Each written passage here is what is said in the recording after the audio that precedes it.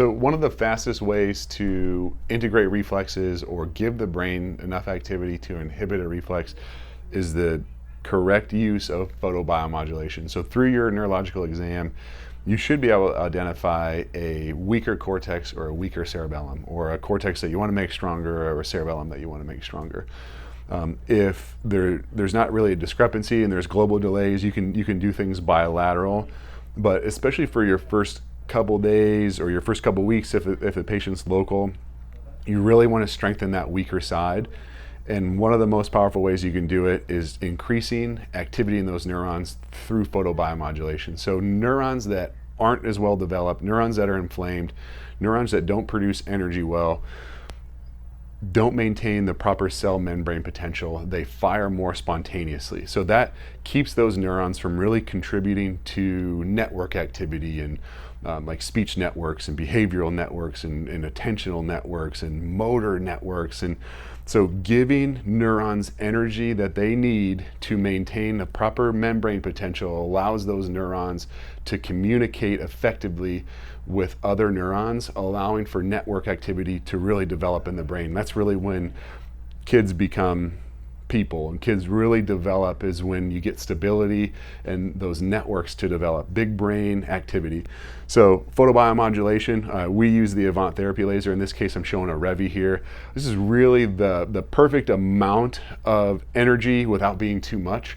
Depending on the size of your child, the weight of your child, how big and how thick their head is, how much hair you're moving through, your times might vary. But in general, what I'm going to use is 2 minutes on red, infrared, and violet on each of the areas that I'm really trying to strengthen. So in this case, what I want to do is I want to provide energy in the developmental sequence. So in this case, if I'm trying to strengthen Mr. Taylor's left cortex, I want to first start with right cerebellum photobiomodulation. So I'm going to go to my cerebellum setting. What I'm going to do is I'm going to come up to the cerebellum, and we can hang out here for time. What I could do to add some layers to this is add range of motion, and we showed this a lot in a couple other videos.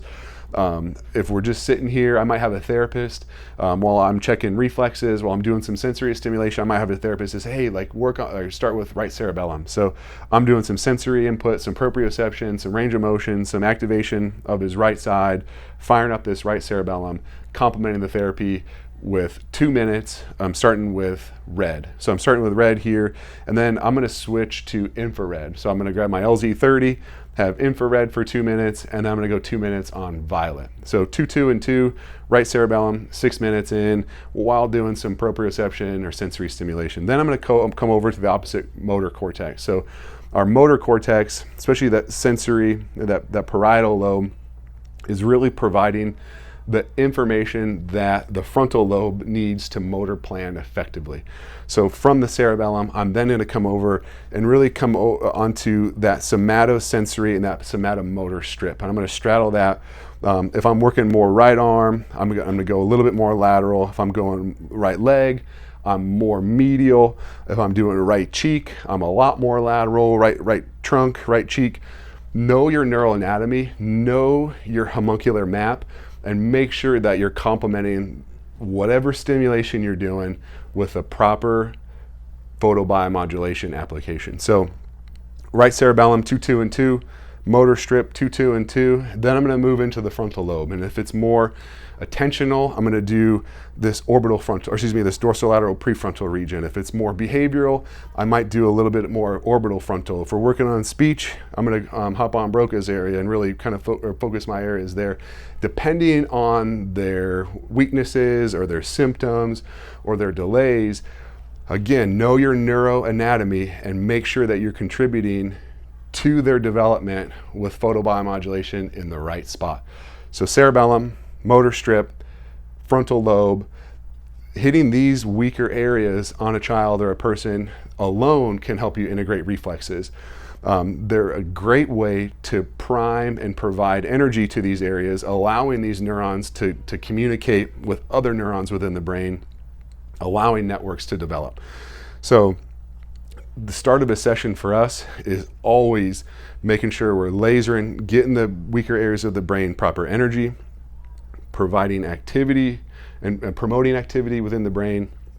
Again, that alone can sometimes inhibit reflexes, but really what it allows you to do is build on that with the rest of your therapy. So 2, 2, and 2, 2, 2, and 2, 2, 2, and 2. And again, we touched on it, but the different wavelengths provide different levels of energy, different depths of penetration.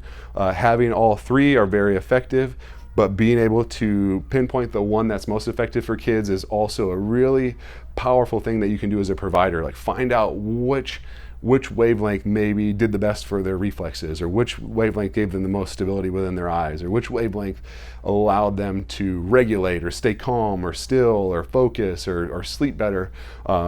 Use them all, but try to take note of what you're doing. So you can maybe laser their cerebellum for 2 minutes on red, check their reflexes, and then come back and do 2 minutes on infrared, check their reflexes, 2 minutes on violet. Use your reflexes, use your oculomotor assessment, use rapid alternation of their hands, finger to nose, like whatever measures you want. Guess and check and take notes and use your clinical judgment to find out which wavelengths are best for them.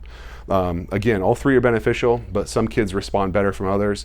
Find out which one is best for them, and then you can eventually focus your efforts maybe on that one or those 2 wavelengths, or if all 3 help, you can continue to use all 3.